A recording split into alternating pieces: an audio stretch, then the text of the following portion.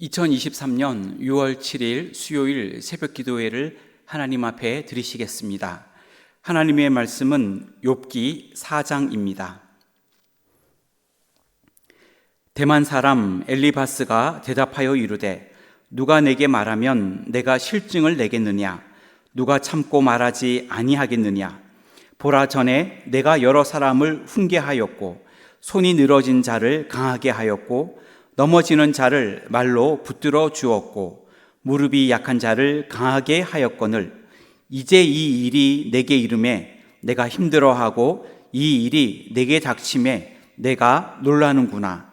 내 경외함이 내 자랑이 아니냐? 내 소망이 내 온전한 길이 아니냐? 생각하여 보라, 죄 없이 망한 자가 누구인가? 정직한 자의 끊어짐이 어디 있는가? 내가 보건대 악을 밭 갈고 독을 뿌리는 자는 그대로 거두나니 다 하나님의 입 기운에 멸망하고 그의 콧김에 사라지느니라.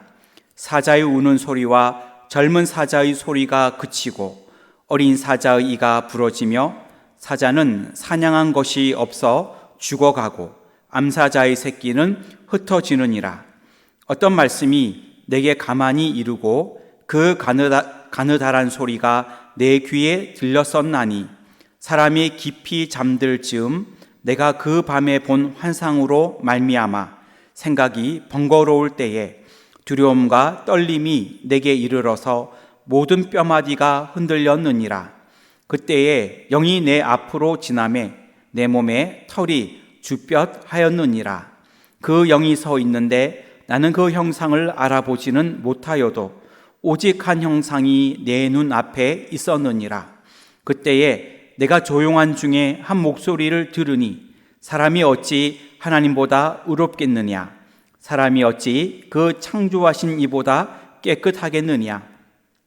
하나님은 그의 종이라도 그대로 믿지 아니하시며 그의 천사라도 미련하다 하시나니 하물며 흙집에 살며 티끌로 털을 삼고 하루살이 앞에서라도 무너질 자이겠느냐?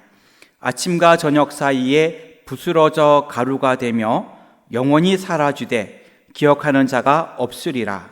장막줄이 그들에게서 뽑히지 아니하겠느냐? 그들은 지혜가 없이 죽느니라. 아멘. 오늘도 믿음으로 살아가는 복된 하루가 되시기를 주님의 이름으로 축원합니다. 욥기 4장은 극심한 고난을 겪고 있는 욥의 탄식에 대하여 욥의 세 친구 중 엘리바스의 책망이 기록되어 있습니다. 오늘 말씀을 중심으로 엘리바스의 잘못된 책망이라는 제목으로 기도의 제목을 삼으려고 합니다. 엘리바스의 잘못된 책망, 첫째는 의인도 연약한 모습을 보일 수 있습니다. 1절부터 6절까지의 말씀인데 5절 말씀을 읽겠습니다. 이제 이 일이 내게 이름에 내가 힘들어하고 이 일이 내게 닥침에 내가 놀라는구나. 욥은 극심한 고난 속에서 하나님의 섭리에 대하여 의문을 품게 되었습니다.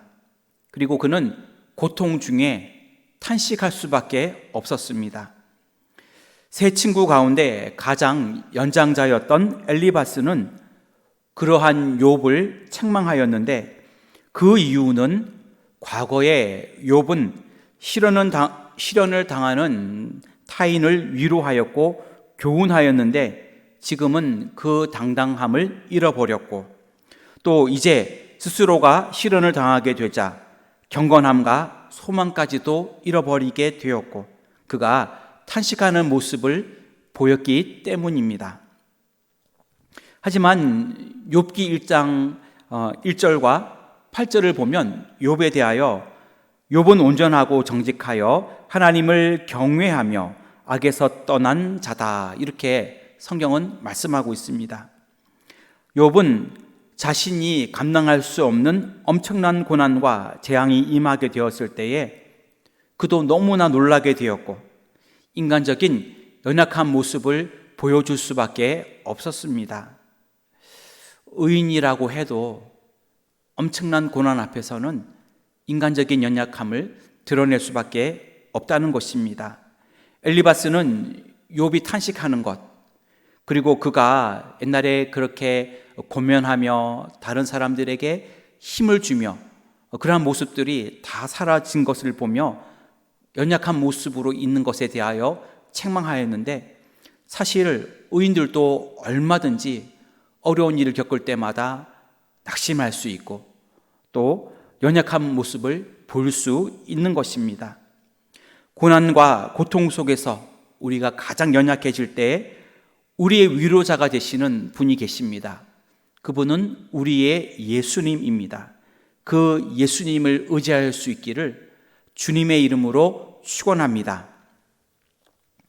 엘리바스의 잘못된 책망, 둘째로 의인에게도 고난이 임할 수가 있습니다. 7절부터 11절까지인데 8절 말씀을 읽겠습니다. 내가 보건대 악을 밭갈고 독을 뿌리는 자는 그대로 거두나니.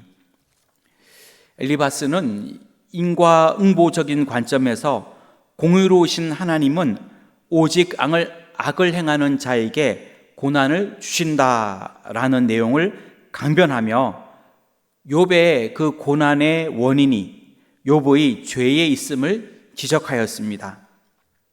엘리바스는 욥이 고난을 당할 때 자신의 신세를 한탄할 것이 아니라 스스로의 잘못을 인정하고 회개하여야 한다라고 책망하였습니다.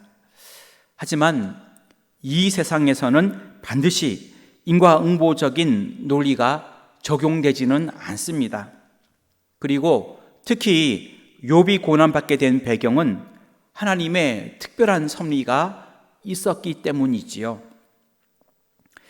욥이 고난을 통해 하나님에 대한 욥의 신실성과 믿음의 견고함을 입증하게 되면 사단의 세력에 대한 하나님의 궁극적인 승리를 나타내게 되는 것입니다. 그래서 하나님은 욥에게 고난을 허락하셨습니다.